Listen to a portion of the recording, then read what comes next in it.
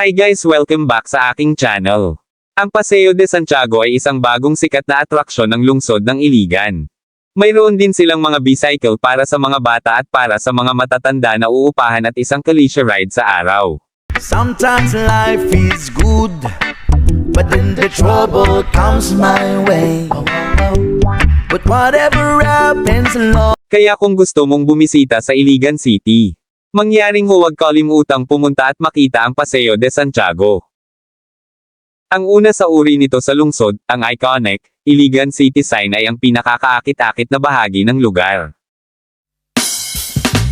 When I think of reggae music, I think of hot summer days, sitting at the beach as I'm riding the furious waves. When I think of reggae music, I think of red, gold and green, Jamaican people with dreadlocks, Bob Marley, Natty Dread. Reggae music, it's in my heart.